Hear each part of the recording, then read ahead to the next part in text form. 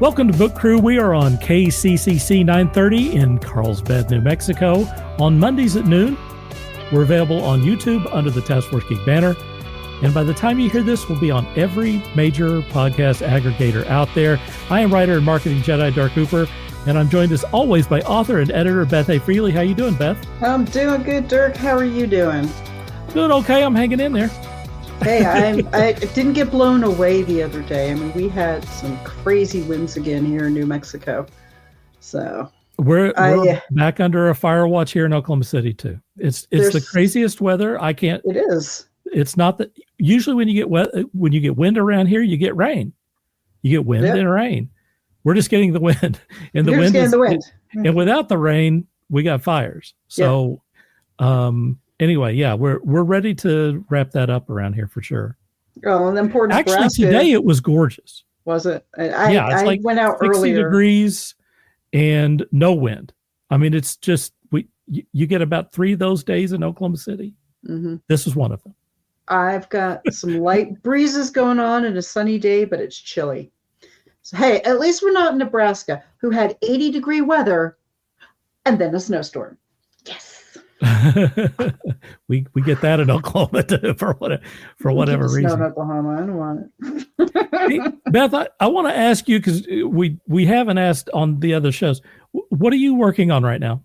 What am I working on? I am currently I'm actually working on 2 different things. I'm working on a book that is the start of the Global Beast series that we talked about with Angel Nix and Jonna D. Right. So I'm working on that. I got the cover for that this week. It is gorgeous. I'm absolutely tickled. Oh, I want to see it. On it. Oh, I'm very excited to see it. Okay, hold on here. Let me load it up. Oh, you have it? Yeah, I have it. And then I'm also, I'll load up the cover for the other one I'm working on. I have started a series that's a little different than what I normally write. It's not a mafia romance series. It's kind of mafia, but it's not. I'm not labeling it as mafia. I'm labeling it as the Iron Syndicate. And the Iron Syndicate is, the first 3 books in it are about the Iron Syndicate's enforcer, Hiro Tanaka. All right. So I am immersing myself in some wonderful Japanese culture, and old and new. Yep. And bringing that together. Hiro is very loud in my head and has insisted that he gets 3 books in the series, which of course made the other 2 main characters go, "We want 3 books too." And I'm like, "Oh, great. Thanks, guys. Right. Okay." But the first book in that series is called The Silent Ronin. And I have loaded up the 2 covers if you want to show those. Yeah. Oh, you want me to do it? Okay. I can show it. Hold on here. I got it. So there's the cover for The Warders of Ryujin. Yeah, cool. That is the. I like those colors. Mm-hmm, that is the Beauty and the Beast take, where my beast is a Japanese water dragon. Cool. So there's cool. That one, and then there's the cover for The Silent Ronin. Oh, front and back. Yeah. I haven't pulled the ebook off it yet, but yeah, very cool. Yeah, so that's what I'm currently working on right now. I have a list of other things that I need to be working on as well. There is one other thing that I'm working on. It's a short story for a Ukraine anthology that Angel was talking about called The Lady of Chernobyl. That's the other one I'm working on. So cool. That anthology is to raise money for, obviously, people in Ukraine and stuff like that. Yeah. Yeah. I finished my Dominatrix Squad cover today. I'm not going to show it because I promised myself I'm not going to show it to anyone until it's listed somewhere. And that's a whole other subject. And I think it's probably time because there's some stuff going on with Amazon. This is definitely not the time to talk about that. No. but because that's a whole subject unto itself, and probably we need a whole group of people maybe to talk about it. I looked at some stats today. I'm actually very anxious to talk about kind of what's going on over at Amazon, and I will make a decision in the next few days on whether I'm going wide or if I'm going, with Kindle Select. So anyway, there we go. Let's get to our feature interview. Born on the Rocky Boys Indian Reservation in Montana, also known as the Chippewa Cree Reservation, Buzz comes from a lineage steeped in creativity and cultural preservation. His father famously represented their native culture in the 1939 classic film Susanna of the Mountains alongside Shirley Temple, while his great-grandfather, Mountain Chief, was a revered figure in their community. Buzz is an activist dedicated to supporting Native American communities. He co-founded the Native Project, a nonprofit organization that initially served as an outpatient drug and alcohol treatment center for Native youth, using a combination of traditional Native American healing practices and 12-step programs. Buzz's life has been filled with diverse experiences, including his service in the U.S. Army, where he was stationed in Germany. He has lived in various parts of the world, including California, and now resides south of Seattle with his wife, Lonnie, his daughter, Mackenzie, and her family, including grandsons Cohen and Kaplan, who live nearby. Grinnell, Buzz, Desjarlais, welcome to Book Crew. How are you today, Dirk and Beth? Good to meet you. Good. It's nice to meet you too. Yeah, we're doing good. No fires in Seattle. Right. That's a good point. You get rain, man. You get a lot of rain. Send that rain down here. Yeah, that's definitely not the problem there. Tell us about your book, Saving KC, please. Saving KC. It is about, if you've ever heard of Karen Carpenter, that's the genesis of the book. It's a I guess you'd call it a historical nonfiction or historical fiction. Yeah. And I didn't set out to write it, but I wrote it. That sounds funny, but it's kind of how it came about, kind of a surprise. So what I've done is, a lot of people have always wondered, what would it be like if Karen Carpenter did not meet her early end with anorexia? And if those of it know her passion, she passed away at the age of 32 from anorexia and complications thereof, and died very young, was very talented, had a wonderful, wonderful voice. And her and her brother were magnificent stars in the early 70s and on in through the 70s before the whole act, obviously in the early 80s, came to an end. So many of the fans wondered, what would that look like if we would have been able to save her? So kind of in the same vein of Once Upon a Time in Hollywood, if anyone is familiar with that Quentin Tarantino thing where he tracks it, and then just veers off into outer space with the story. That's what I did here. Okay, yeah. So, and then interesting. Follow that along and follow, her story and the unfolding of the events where they became famous and then disappear into the woods with, hopefully is a good story. And it is there's a little bit of war in it. There's a little bit of mystical stuff in there. I would say some romance. Yeah, there's romance there. And, a little bit of tension here and there. Just kind of an interesting story, and it just kind of kept going. And interesting thing about this book is that I wrote an ending, the original ending for it.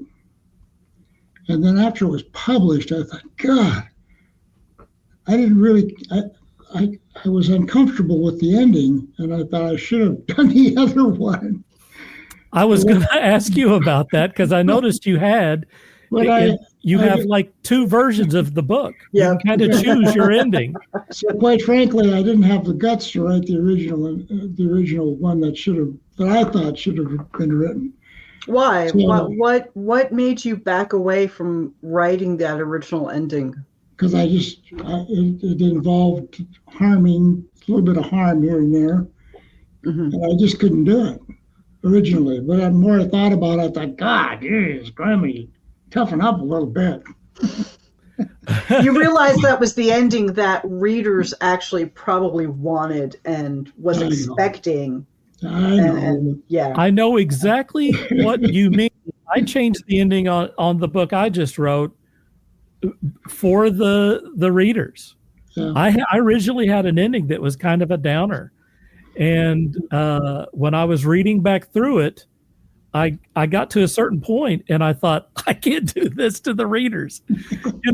This is not the right thing to do. So I changed the ending. So that becomes part of the process. So Yes. So I just really took the side door and I had both endings and said, pick the one you like. Yeah. Oh, there you go. There you go. For anyone who has issues with that kind of trigger, they have an alternate ending that they can fall back on and still be able to enjoy your book and really get into the story. It gives everybody a little bit of reconciliation. Yeah. Of course, the alternate ending that I wrote, of course, was the more of a darker ending, but it made me squishy too, because it involves, when we write, you guys know this, you write about your characters and you just kind of fall for them, Yeah. and they become something real. Yes. So there was that. Basically, that's kind of how the book came about, what it transmogrified into. And, yeah, that was kind of where I was going next. What was the inspiration for this? What made you think, number one, I need to write a book, and number two, this is the one? It was a strange thing. See, I'm an electrical contractor in Seattle, Washington, and I do like heavy highway and big bridges and big stuff and all that. And it just was really not on my mind. It was the beginning of the pandemic, and I was kind of sitting at home pouting to myself because they wouldn't let me do anything. So I started watching YouTube reaction video things, killing some time. And all of a sudden, here comes this Carpenter's thing. And I thought, what the hell ever happened to her anyway? And I started remembering, gosh, I missed her passing because I was off doing things people shouldn't do. So I kind of lost track of what happened, and it was vaguely something bad happened. So I went back and kind of replowed the ground and checked it out. And I thought, God, that was horrible, because she was my first crush in the musical world. And we would have been the very same age, so that's why that is that way. So the more I played with that thing, and then I watched all the videos, then I read a book, and I read another book and another book, and I'm kind of like one of those guys that if you pull a thread on something, it's like the obsession stuff kicks in. Sure. I start pulling it, and it wasn't anywhere for it to go. I thought, this is like the saddest damn story I've ever heard. What the hell was wrong with these people? Didn't they see what the hell, blah, blah, blah, blah, I don't know. I ran and raving, and my wife was going, are you okay? What's wrong with you? And it's cranky. So I just thought, what the heck? I just started writing something. And then I visualized, I just had to have another character in that, and the pieces started to fall into place, and then one thing led to another, and it started rolling. I had no intention of it at the beginning of it being a book, a published piece, anything like that. So, one piece fits in, one piece fits in, one piece, and you go to the next, you go to the next. One thing leads to the next, and a couple of years later, there we are. You have a full book. Yeah. And two endings. Yeah. And with two endings, yes. So go ahead. Was there any research that you did about Karen Carpenter that kind of stuck out with you and that really prompted any scenes in the book? Well, I read the books, particularly Randy Schmidt wrote a book, what was it, Little Girl Blue? Mm-hmm. And probably, in my opinion, probably the most definitive look into her life that anyone has done. I mean, it really didn't have the blessing of family and all that sort of stuff. But then we find it those of us that have read it, that are Carpenter fans, find it very realistic, I guess. And the blanks were filled in and all that sort of stuff, and the relationship dynamics with family and all that sort of thing. And that's the one that really hooked me. And I thought, oh my God, it was the saddest thing in the world that I read along there, and real men cry. So it just got me. Well, yeah, especially knowing that she hid so much of that from the public in the first place. Yeah. And it become very skilled with it. So ultimately there was that kind of really kicked things off. Mm-hmm. And then I knew I needed to dig into the issues with anorexia. And what I discovered was there was a woman who was a German immigrant years ago, and she immigrated to the United States, and she was a doctor, obviously. And she had, and back in that time frame, she was a professor at Baylor University, and she had developed what she thought was a treatment for anorexia because she knew it was a thing before it was a thing. Right. And some people actually had this thing, and no one knew what it was, but she had kind of figured out and how to treat it and what the modality was for that treatment. And oddly enough, a guy like me could understand that because I had similar struggles, but with alcohol. And the thing is about those two things is that you got to stop doing one and start doing another. You got to stop drinking. You got to start eating. And why don't you just quit? It's simple, you'd think. Why don't you just eat something? It's simple, you think, but it's not. This thing up here does its work, and it creates all these things. And so two ends of the spectrum. So she had this modality for treatment, and I went through that and read a couple of her books, and then read a couple other books on anorexia and different treatment modalities, and then just kind of brought those pieces together to create something. The commonality between alcoholism and anorexia is very parallel, and the maladies are much the same, except for what I just described. Right. There is no cure for either one. Right. We put them in remission, and then we have to stay on top of the deal to make sure that certain things stay in place. And a part of that, most people don't like to hear, is a spiritual program that allows us to deal with things. Now that's where it starts to get kind of woo-woo, and that's why those of us who wind up in 12-step programs and they feed us that stuff about this and about that, we're going, oh, come on, get out of here with that stuff. And we're cynical drunks anyway. We don't believe that stuff is here, and you're trying to fill me full of lead and I ain't buying it. So, but ultimately, when the end comes and it's the last house on the block, and it becomes very clear that it is the last house on the block and that you're not going to live much longer, then we start to really pay attention. Some of us do, some of us never do, and we die that way. Right. But that thing is the same way. And it's like a drunk slipping, you quit eating, and then no one knows. They can't smell it on your breath or anything. And of course, she was into all kinds of taking syrup of ipecac at the end to things generated, and that's what led to her demise. But a very moving story of a human that I thought was sorely and truly misunderstood and abused in many ways.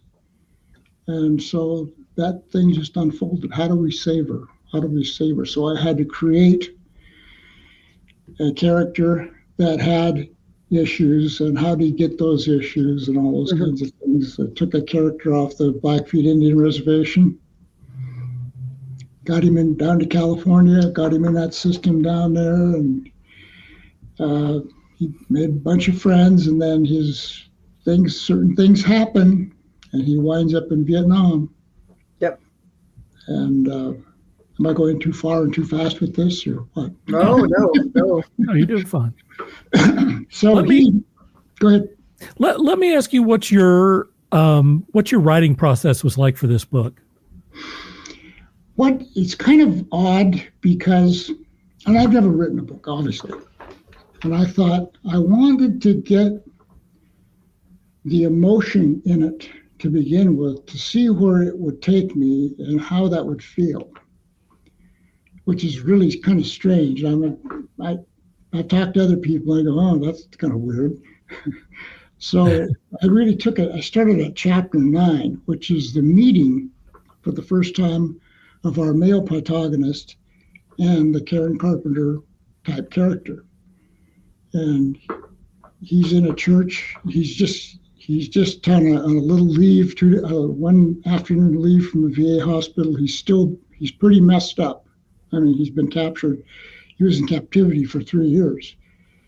And so he's back. And it's a big secret because the U.S. Army didn't want anybody to know that there was a guy like this walking around and how he got back. It's a big secret because, anyway, political.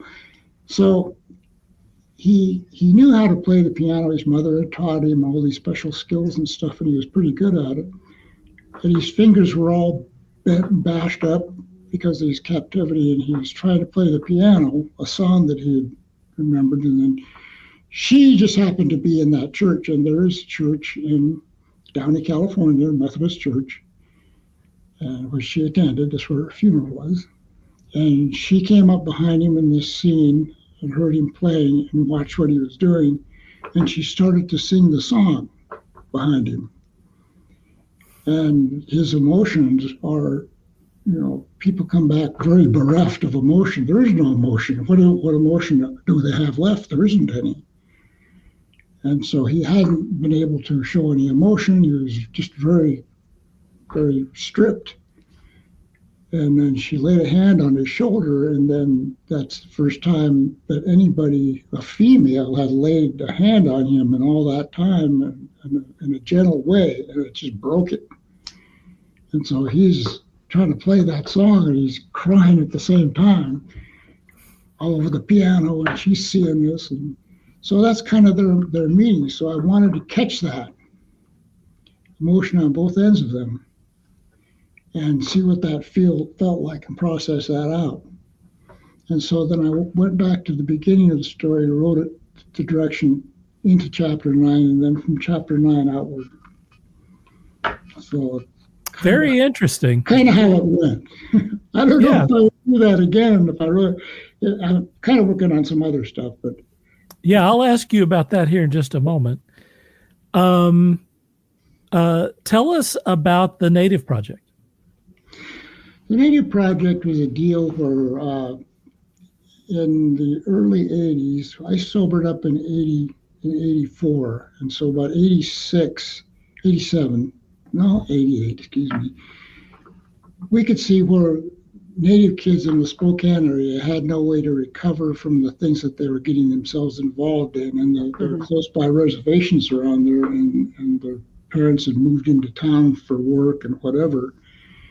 And these kids would get themselves mixed up in things, drugs and alcohol, and there was, well-meaning people would send them to these white-run, non-Indian operations where they had complete disconnect from their culture. So the impetus for Native Project was to bring the 12 steps in and cultural healing in for these kids to experience. And we eventually got a government pilot grant to start. That morphed into an IHS facility, and that morphed into something bigger than that. And eventually we had a building built. And then, in fact, when I retired from board chair about 8 years ago or so, and I moved into the Seattle area. And in fact, next month is going to be another grand opening of an even larger facility just down the block. They spent $7 million on the thing, so they must be doing okay. Right. Yeah. So it's a wonderful experience. Very cool. That's awesome. What is the connection between native spirituality and modern science concepts like quantum mechanics? Well, I think the connection is like very fluid, and it's like quantum mechanics. If I told you I understood it, I'd be lying to you. If I told you I totally understood what goes on with native spirituality and spirits, I'd be telling a fib as well. But it's very spiritual. I discovered, and I'm just kind of a funny guy. I was raised in the Catholic religion, and back on the reservations in the early days, it was very brutal. We all hear that. Yeah. And, For sure. My mother was. Watch 1923. Yeah, no joke. Oh my gosh. My mother experienced that, and a lot of my relatives did, and my grandparents too, obviously. So that had a hell of an experience. Then we passed this stuff on intergenerationally, and all of the sexual abuse and the alcoholism and all that stuff just comes boiling out, and it's hard to get rid of it. So. For me, it was a struggle because, you get indoctrinated into that thinking that, and then I heard a couple of black robes talking in the church basement one day. Said, well, it doesn't matter what happens to them. They're all going to hell anyway. And I Wow. thought, okay.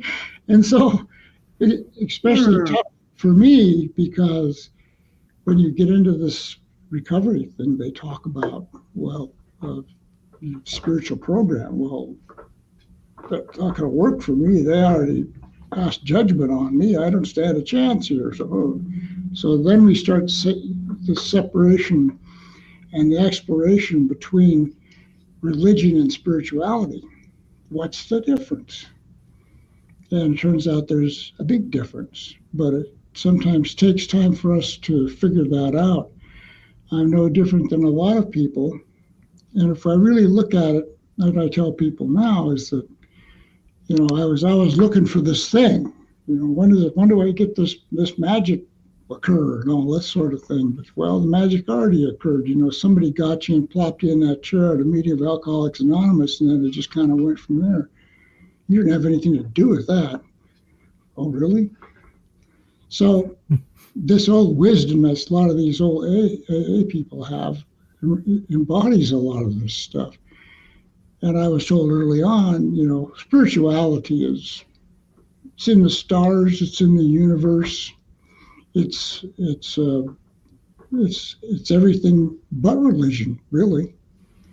And I just couldn't put those pieces together. Eventually, I started, and I think this happens this way with a lot of people. They either do one of two things. They'll stay in the 12-step program, and they won't vary from that at all. And maybe they'll start going to church, or maybe they'll develop a different belief system. But that's the center of the universe for them, and there's nothing wrong with that.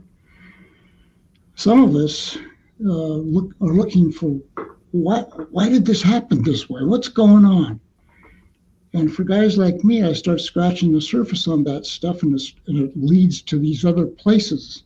It leads to Buddhism, and Buddhism, I don't practice it, but I believe that that's the thing. Interesting comment about that is I was in Germany recovering from a terrible drunk, and I was in the library on a Sunday trying to calm myself down, and I was looking for a book to read. And of all things in that library, I picked a book that said Siddhartha. I didn't even know what the hell that meant. So I started reading it, and that was kind of like my first introduction into that. And then I'd forgotten about it. But years later, it kind of comes around again. And that, of course, leads to reincarnation. And there's an old Indian fellow who was a tribal member, chief, if you want to call it that, in Canada. Little Indian band up there called the Alkali Lake Band. They had 100% alcoholism. And he got sober through a 12-step program. And over the course of 3 or 4 or 5 years, everybody in that little clan got sober, 100% sobriety. So as a part of an 80 project, my task was to get a hold of him, get him out of Canada, fly him into Spokane, and have him attend our summer camp so he could talk to the kids about how this went on. And they did make a clip of that too. It's called "For the Honor of All," and I think it still exists someplace. But anyway, I picked him up from the airplane from the airport, and we went down to a little restaurant. And as soon as we get out of the truck and walking in, he pulls this book out of his back pocket.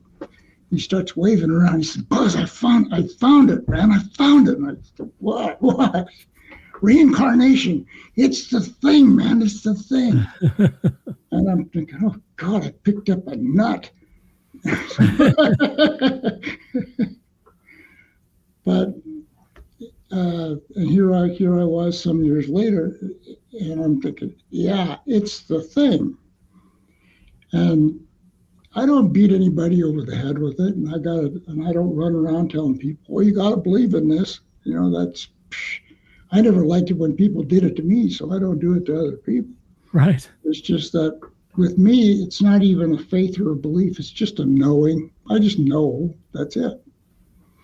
And that's good enough for me. And I've read some things. Michael Newton was really good about a lot of the stuff he put out on reincarnation and how he explains it and lays it out, goes into the in-between place and kind of shows you what that looks like and stuff. And I just think it's really cool. That too then leads to astrology, and I never paid much attention to that, just like everybody else. Sunday paper, what's going to happen today? But it's way deeper than that, and there's some mathematics involved, and there actually is something to it. And again, I'm still a true cynic. So if you tell me something, I'm just going to, get out of here with that crap. So then maybe he's right. And I start scratching around on the side and figure out, there's something to this crap, Christmas. And then Buzz, we've come to the end here. We're just about out of time. Oh, geez, already? I know. The half hour goes fast. I warned you before we started that it goes very fast. So I want to make sure that people know where to find you and where to find your book, Saving KC. So Saving KC is on Amazon, finally, and you'll get the book there with both endings, and you can have the hardcover, soft cover, there's a French cover, there's all kinds of covers because it's been published 40 times by now. Oh my God. French cover. Nice. So the website to find out a little bit more about me, what I'm up to, and what I do, is savingkcthestory.com. That's saving, initial K, initial C, thestory.com. And there's a brief history of me and my relatives and those kinds of things. I think most people find that pretty interesting. Well, Buzz, thanks for being on here today. Is there anything else that you want to add before we let you go? No, go buy a book, read a book. If you don't read mine, please. Read a book. Please read a book for sure. And Beth read your book and she said that she liked it. So, well, I get an A for the day. You've got one endorsement there. That's good. All right. So we'll work on some more. There we go. All right, Beth, well, tell them where they can find you at. And you can find me at the usual haunts. I am on Twitter and Instagram as B.A. Freely, Freely. I am also on Facebook You can also just go to my link tree, BA Freely. You can find all the links there to my websites and the whole 9 yards. You can find my books on Amazon, on Barnes & Noble, the usual spots. You can also get them off of my website at BethAnnFreely, BethanneFreely.com. Yeah, you can find me at writeworks.dirkhooper.com.